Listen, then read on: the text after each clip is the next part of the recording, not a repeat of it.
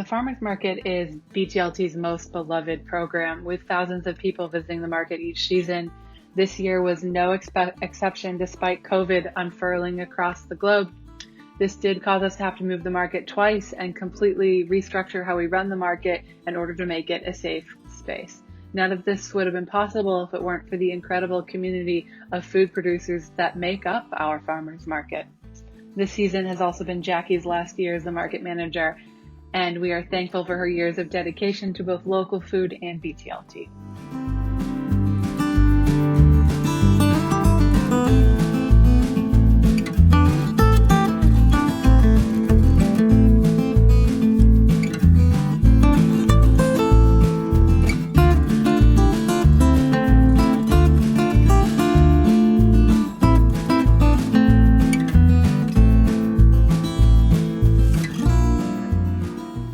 Grow for Midcoast Hunger Prevention Program, and that is almost entirely a volunteer-led initiative. They do the work. This year they picked the crops. This year they did everything. They were just incredibly amazing group to work with. Expanded the garden from 6,000 square feet to 11,000 square feet, and more than doubled what they grew for Midcoast Hunger, even with an early frost where we lost like 1,000 pounds of food. But they put in late season crops, which is what you see here. It's broccoli, something we've never done in the gardens. And they put in a whole hoop house, and they've been working on that for basically all summer. They've done the planning, they've gotten all the parts, they worked with a local farmer to help do the design.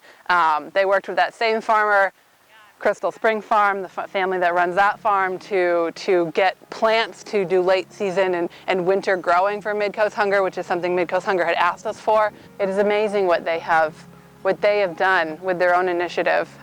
We're very fortunate, very, very fortunate to have such a dedicated group of people that care so much about the community and the garden in this place.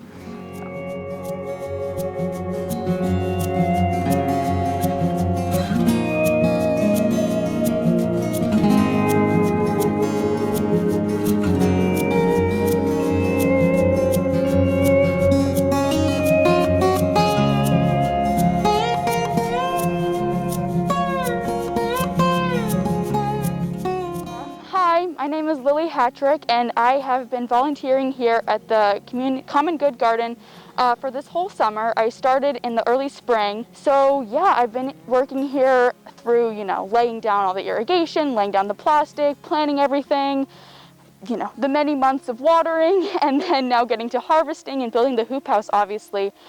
I also was able to kind of build what's called an ELO with my school, an extended learning opportunity, or kind of like an internship. So hopefully in the future people will be able to kind of interview for that internship, and we can continue this bond between the garden and the high school and keep gardening, yeah. So one of the things that I've been really invested in through my volunteer time is to help facilitate the garden itself, providing inventory for our annual taking root plant sale. For me, the garden was always about a place to get grounded in the community and grounded in kind of the ecosystem of the land. And so one of the things I really appreciate about the Tom Settlemyre Community Garden is this sense of community.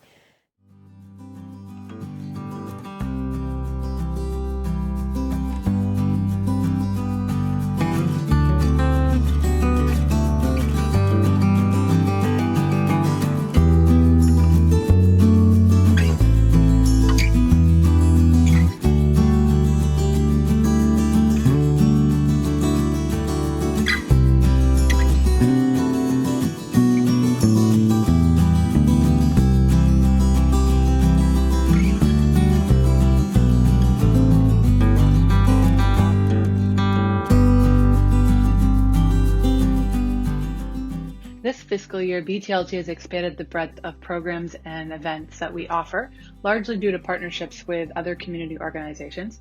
So we've been able to offer yoga, cross-country skiing, fat tire biking. We've celebrated the 25th anniversary of the conservation of Crystal Spring Farm. We've partnered with Forest Playgroup to engage more young families in BTLT's work. We've expanded our education program at Perryman Village. We have started a new partnership with Cathay's River Education Alliance that will expand the ways that we offer outdoor education to the community. And And while COVID has certainly impacted how we engage with the community, it hasn't stopped us from launching our Stewardship Tour series, which is a way for the community to learn about conservation and land use. And we will continue to be flexible in meeting the needs of our community.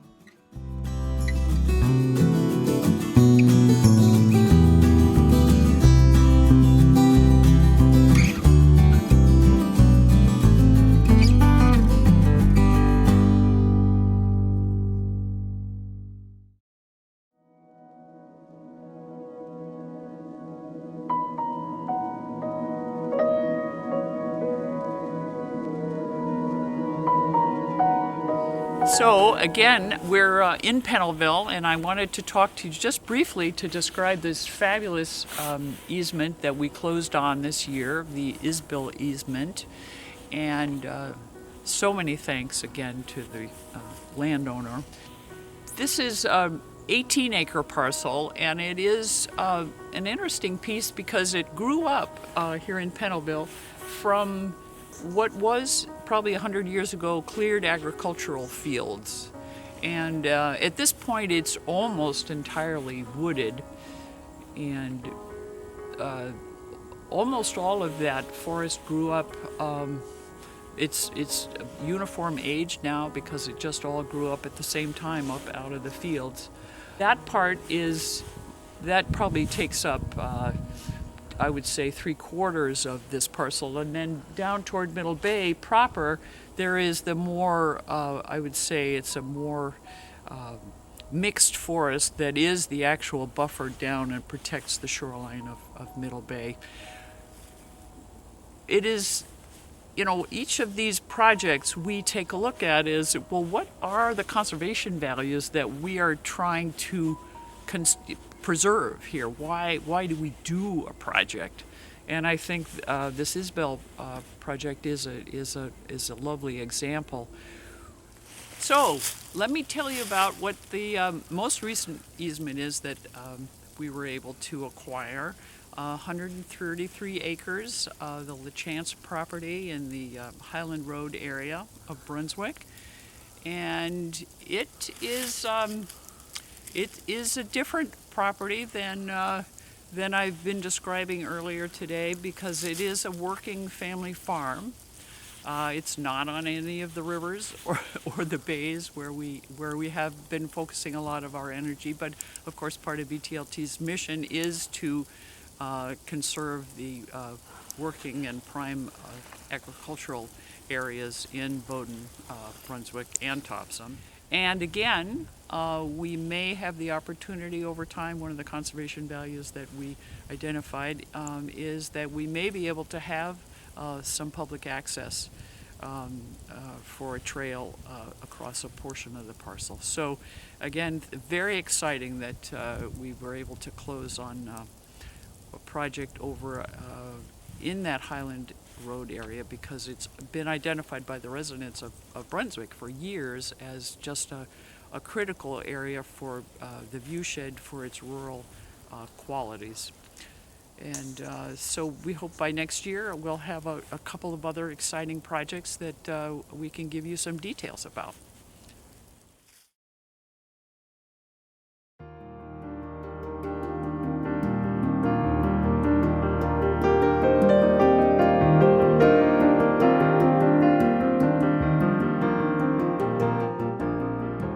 This year, our largest stewardship trail project was replacing rotten bog bridging on the Heath Loop at Cadence River Nature Preserve, a 231-acre easement property with fantastic public trails. Over 9,000 linear feet of bog bridging can be found on the preserve, with much of it located on the Heath Loop, and that's a lot of bog bridging to maintain. So for safety reasons, we had to close the west side of the Heath Loop, where there's the most rotten bog bridging this year. But the Heath is beloved by so many and is such a rare natural community in this part of the state that we wanted to keep it accessible. Visitors are treated to beautiful views, are able to sit in peace and experience the unique plants and animals like the sundew and the beaver that call this place home. And they're also able to walk in between the feldspar quarries that represent a part of history and what was once a thriving industry in the area. Summer staff were able to rip up and replace over 100 feet of rotten bog bridging along the Heath Loop this summer, as well as reroute portions of the trail onto higher and drier land. With these improvements and others planned in the near future, we hope that this will enable folks to continue to enjoy this hidden gem for years to come.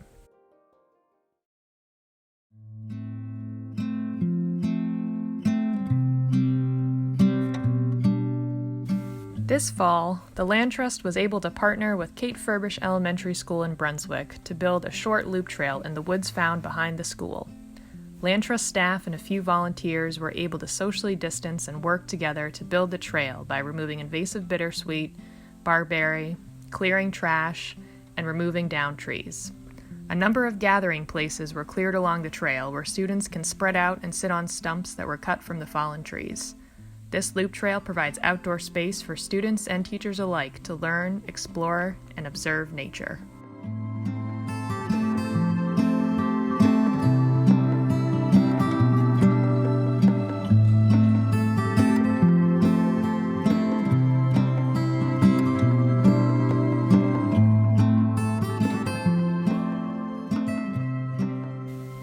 This summer, the Land Trust partnered with Larry Totten of the American Chestnut Foundation to plant 20 wild American chestnut seedlings on Tarbox Preserve in Topsham.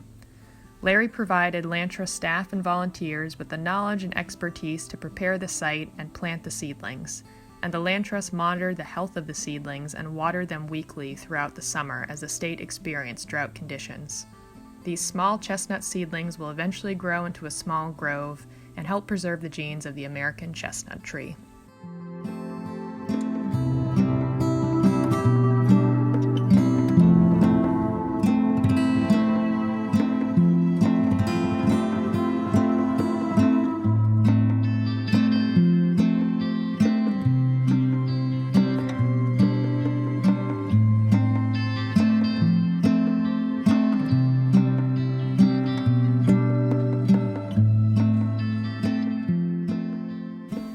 Every year, the Land Trust monitors each and every property that has been conserved. This year, staff and dedicated volunteers monitored over 3,000 acres throughout Brunswick, Topsham, and Bowdoin. Monitoring is at the core of our stewardship work and plays a crucial role in ensuring that the conservation values of a property remain intact year after year. It also provides the opportunity to meet and talk with easement landowners and to strengthen relationships with community members who are our partners in conservation. By monitoring the health of the plants and wildlife, identifying and marking boundaries, and observing human uses on conserved properties, we can better understand the changes we see over time and how to manage properties in a way that will help protect what makes them so special.